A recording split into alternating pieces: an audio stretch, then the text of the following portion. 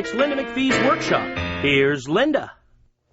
Hi, it's great to be back into our new season, and if you haven't joined us before, this show is all about creativity and having fun and sewing and creating. If you've joined us before, I'm glad that you're back, because you'll remember one of my greatest friends, Joan, is with us.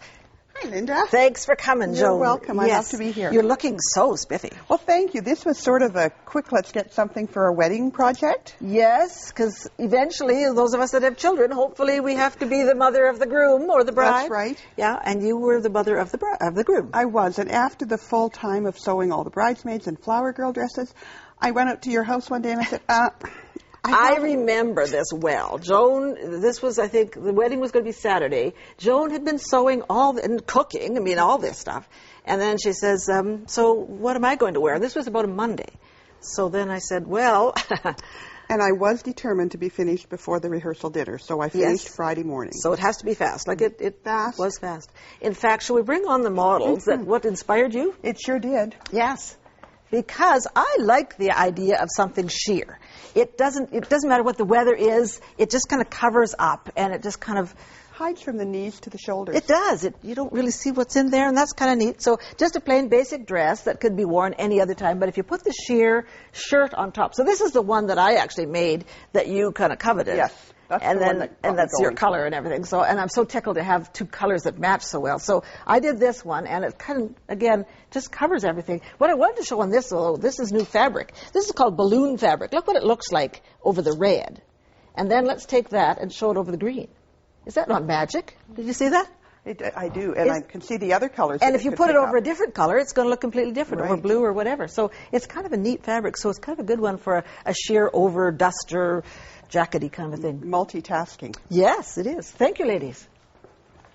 So really, once you decided you wanted to make a long shirt, we basically needed to get a pattern. Right. So I think really just a shirt pattern. And you do have many that we could choose from. Sure. We took this pattern here and just added however much you want on it. So this is the full length. And you could have, it doesn't have to be longer than your dress. It could be shorter than your dress. It really doesn't make a whole lot of difference. We didn't choose to put any fastenings on this. No. But you could do that. And I remember the conversation we had about should we make it longer than the skirt or shorter? Mm-hmm. Should we put slits in the dress and in the jacket? Right. And we decided no slits in the dress, but just in the jacket. In the jacket, that's right. Yeah. And so it just kind of flows. It was so quick. Yeah. What was your day? Was this appropriate? It was, and it was a small wedding, but it was very nice because it was an evening wedding. Mm-hmm. So it was nice to have something that covered your shoulders. We didn't have rain, but it was nice to just be dressy but not overly dressed. Yeah, and obviously summertime wedding. So yes, definitely, end of August. Yeah. So that's the kind of joy, because you never know what the weather's going to be, and you're trying to kind of figure out, did you worry about what the mother of the bride, did you fuss about this? I didn't. Oh, okay. I decided that it was my son's wedding and I could wear what I wanted. Okay, I know that Joan would do that. That's good. She didn't phone me, so I didn't phone her. Yeah. So you were... And she didn't like green. Okay. So you knew she was not going to be in green. No green. Yeah. I must also mention for the viewers that have been watching us is that you have lost a bunch of weight. I have. I had my exercise before I came here this morning. Okay, and you're going to exercise all the time then? Right. 567 visits I've had. 6:30 in the morning. Ooh, good girl. Like clockwork. Because you actually teach school. I mean, you're a high school, that's right. You're a school principal and all. But that gets you going in the morning. Gets your adrenaline going and makes you healthy. Yes, remember that. That's the way to go. Yes. So you sew, but, well, you're still crazy about sewing. I do. Yes. More than I should be. Okay, so let's talk about making this thing, because it had to be fast, so we know that it's fast. The dress underneath was just a sheath dress. Plain, and just not even sleeves set in, just all in one. So that was kind of the base, and then we made this. So really the thing to watch out, I think, is what kind of seams. Because it's sheer, what are you going to do? Because you're going to see. The good news is that, it's so sheer, but the bad news if your thread matches, you're pretty much free to go. On mine, as I'm going to show you on the one that the model wore, we just serged the seams. Okay. Here we go. Yeah. And I mean, that's pretty basic. Then sewed them with the sewing machine and opened them flat. Sure. Or flipped them to one side and top stitch. That's right. Because this has got a pattern on it, so you don't see it really very much at all. So that is one way. Good way. The other thing you could do is you could just do a rolled hem. Oh, that's a nice So, and that could be, of course, contrasting, or it could be matching. So you'll put it together, Just put it through your serger, and there you go. Well, and the nice thing is, if you don't have a lot of extra fabric, you don't have to take a very big That's seam. true, especially if it's not quite fitting right. exactly the way you want. Okay, the other one that I do quite a lot is the French seam. Okay. And I know it sounds complicated, but it's not really. So what it is you're going to put wrong sides together, and it's tough on this fabric. It really doesn't matter a whole lot, but wrong sides together. Normally, you always say in sewing, right sides together. Right. This is wrong sides together. You're going to sew just a little narrow seam. I mean, you can sew a regular one and trim it back, but... That's about a centimeter. Yep, okay, whatever that is. And then flip this around, and then when you sew it on the next side, you're going to make sure that you cover, that you're going to encase that. Right. So that's going to be encased. So when that sews, then this is going to be the right side, and that's going to be all Finished and inside. hidden inside. So this is what you're going to end up with right here. And this is the inside. This is the inside. Yeah, Oh, okay. Yeah. So you could top stitch this down if you wanted to have that as the outside, especially if you sort of blew it and did it the wrong way around or whatever. But I guess the only thing you have to be careful of when you're putting right sides together or wrong sides together is that you don't end up doing wrong sides and have both sides of your garment the same. Yes, and especially when you're late at night, and especially when you got everything else like the food and all this other stuff on your mind. I usually put a pin on the right side of everything just to keep it handy. So did you think, like I said, there was no closures. Was there any other trick that we did on this? There really wasn't. The facing is all included in the... You just make this all in one wrap it back, so that's a nice feature, so you don't have to worry about a seam there. I didn't even interface the collar on the sheer. You really can't interface because the interfacing would show. Right. So that's really something that you don't worry about. And I don't even know if I hemmed it because you rolled these sleeves up. So I did. You did, okay. But it wouldn't really have to because you roll it up. So you roll it up so nicely and it finishes off nicely. Yeah. And the bottom of it was easy to do too because you're not really worried about what length it is. So whatever you cut, it doesn't really make any difference. So it's very elegant and very. In fact, you had to go out and buy the shoes to match. Well, I did. I love this cover up that you've got on. Well, I kind of thought once you start into this whole sheer thing, why couldn't you make other things? This is a hoodie. You might recognize. What you don't want to do is put a bunch of stuff in your pockets because pockets aren't really meant for things. They just look good. But the nice thing about that is if you were going on a holiday and you wanted to take something that would dress up, kind of cover up in the evening. You could go out. This is also good for mosquitoes. Oh, of course. But it's not sunproof. No. But it just kind of gives you kind of a good feeling, and so it's kind of fun. I noticed that we had another one here. Yeah, so you could use other different kinds of sheer. This is sort of more knit sheer. This is the same fabric. So again, you can just have some fun with sheer fabrics, and don't be afraid of them. I think that's sort of the key to this whole thing is don't be afraid of them. And every one of them has a different finish. This one, for example, because it didn't ravel, has just a sewing seam. Sure. And this one has your... So we could have a whole wardrobe of sheers. We could. Thanks. This has been great. So thank you for coming, and thank you for watching. And, there's going to be more, so don't go away.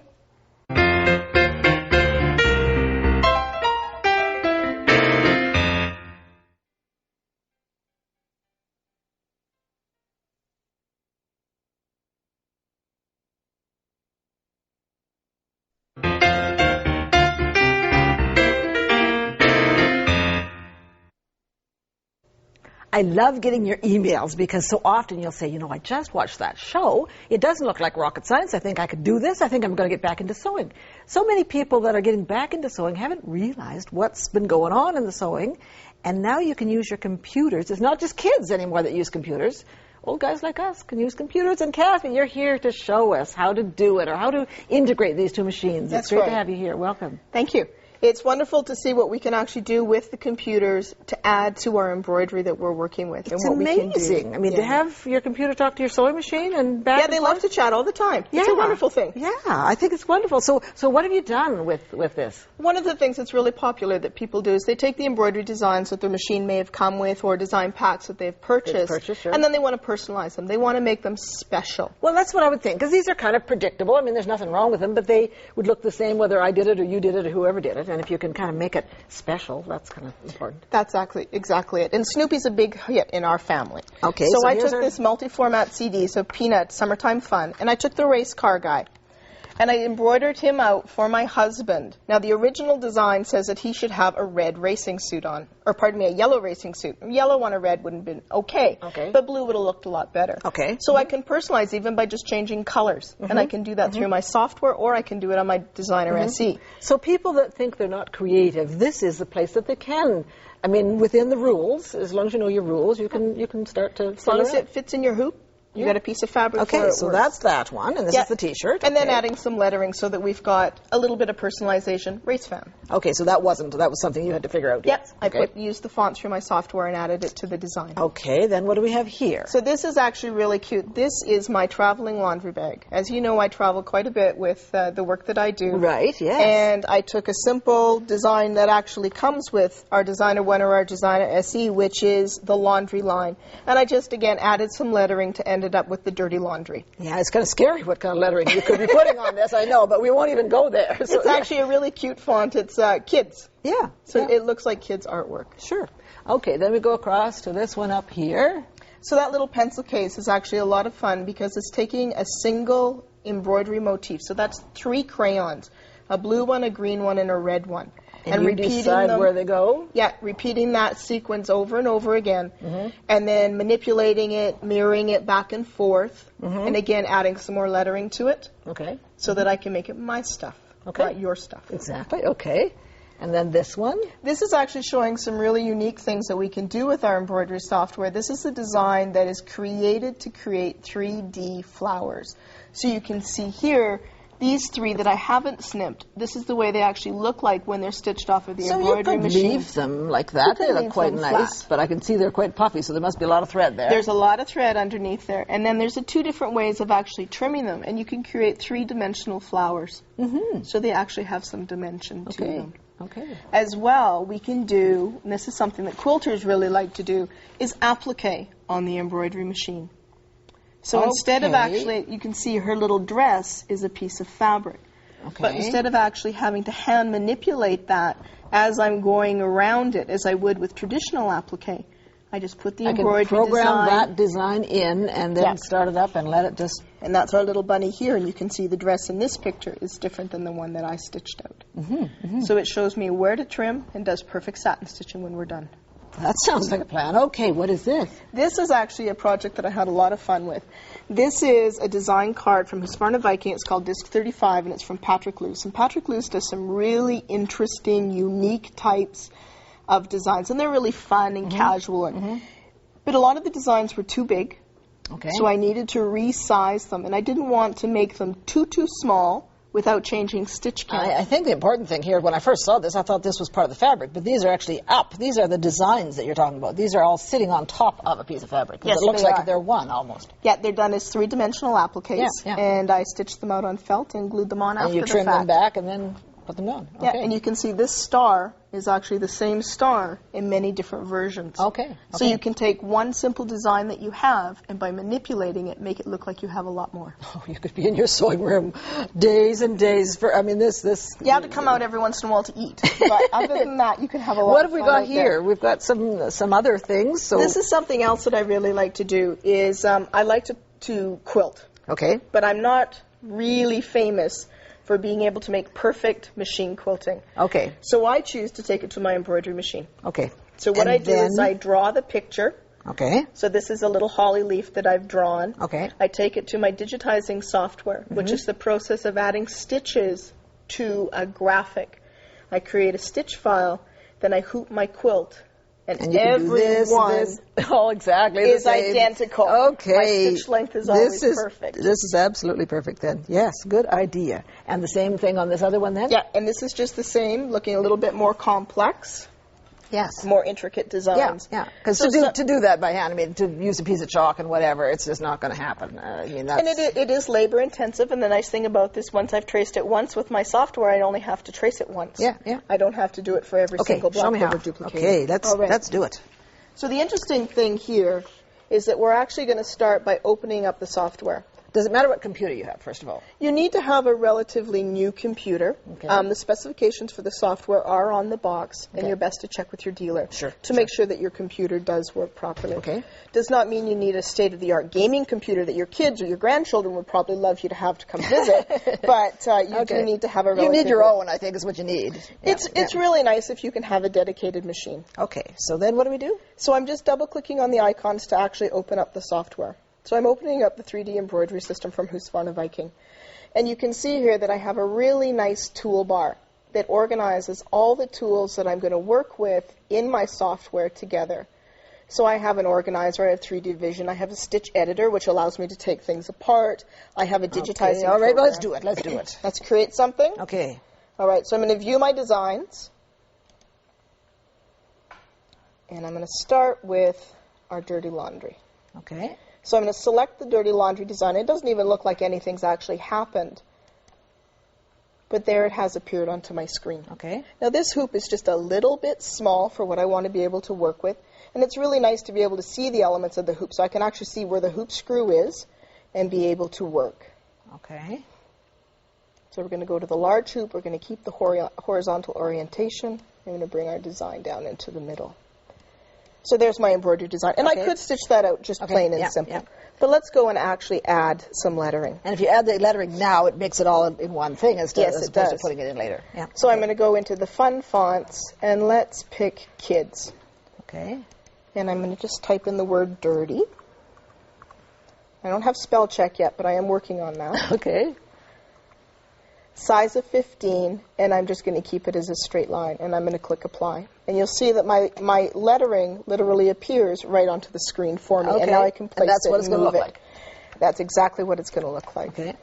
We'll make this a little bit bigger, and I can resize it right on the screen, and I don't even have to repeat it over again. And if you didn't like that, you could go do a different one. Yep. I think we're going to probably only have time to just show us one of how you do this. So once you've figured out how you want to do this, then how do you tell that machine? I have a couple of different choices and actually how I can get that from one place to the other. I have a direct cable which links my computer to my Husqvarna Viking Designer SE, or I can use a USB embroidery stick. Okay, let's just talk about which model of these you would need then. Did you need the SE, or could you use a different model? Which one does have the embroidery? The difference in the different models that we have that have embroidery capabilities is the size of the hoops that they have. Oh, okay. So the software that we have will apply to all the different machines. Okay. So if you have a Rose or an Iris or a Scandinavia 300 or a 400, or if you have a Quilt Designer 2, a Designer 1, or a Designer SE, any of those will work fine. Okay, so we don't, because sometimes viewers say, we're always using the Cadillac of machines on here, and this is kind of the Cadillac of machines. It is. There are other machines in your line, certainly, that would do it, and I mean, there's lots and lots of machines out there that would play this game. Yeah, and the really nice thing about that is that it isn't software exclusive to only one machine. True. It is available to all, and as you grow in your sewing capabilities, you can grow with your software as well. Okay, so if you've got this set, can we push some magic button and get this? Go back to my design page, hit send one, and you'll notice on the screen the embroidery design will appear. Over there? Yeah. Okay, they're talking. They're talking. They're humming. So let's go back and combine the pieces to make a huge embroidery design, and we'll send that one as well. Okay, and it'll just know when to start? How will you know when? As soon as it's loaded, I'm going to hit start. Okay, and it'll say over here when it's loaded? Yeah, it's actually loaded onto the screen. Okay. We're going to pick a larger hoop. And then? Excuse me. Okay. There is a direction book. There is. If all else fails, a very good direction book. And we embroider.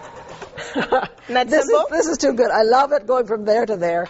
Thank you so much, Cathy. This has been good. And You're welcome, Linda. My pleasure. I hope that you're not scared now of your computer and scared of the sewing machine, because the two of them can talk so nicely. So thanks again, and don't go away, because we've got more.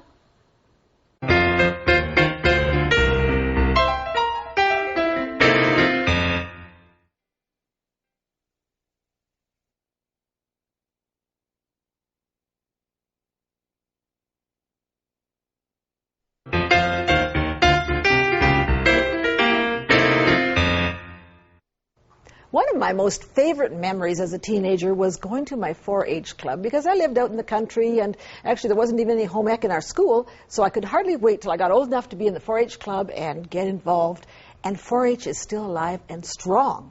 And I'm so delighted to have Leona Pethebridge with me, because you are an active leader and doing it all the time. I am actively involved with the Gibbons 4-H so-and-sos. And we are still just going strong. And how long have you been a leader? I've been a leader for 36 years. Way to go. Way to go. And Good I was girl. a member, too, for 6 years before that. Oh, so you live and eat and sleep this kind of stuff. You must have been almost 2 generations of kids going through, I would imagine. Well, actually, my grandchildren are in the 4-H program now, too, so it's a 3-generation. Okay. Well, I think, what do you think the strengths of that whole organization? I mean, I think it's a marvelous thing.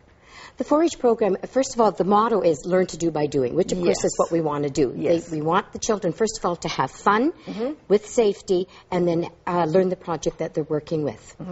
With the projects that they're doing, it's no longer the aprons, tote bags that the kids used to do. Now it's just a rip-roaring session of what they want to do. Let's, in fact, bring our model in, because I think this is a great example of one of your people. Isn't she in your club? Or? Well, she's a neighboring club. This is Michelle. Yeah. And she is wearing a circle square skirt that she made. Yes, and I think that's one of our favorites, because it's such a simple design, and it's so quick. I mean, there's no hem on that. But it's not an apron. It's something that she wants to wear. That's it. It's something that she wants to wear. Yeah. Great job, Michelle. It looks wonderful. Yeah. Okay. So that's the kind of thing they're doing in the clothing. But you don't have to be you can have different people in doing different things within the same club. Definitely. Within our club, we have 7 different projects, from canine to woodworking to small engines, and the crafts, foods, and scrapbooking. You do. Let's bring in a couple of your other members here, because I think this would be good to ask them about this, because my goodness.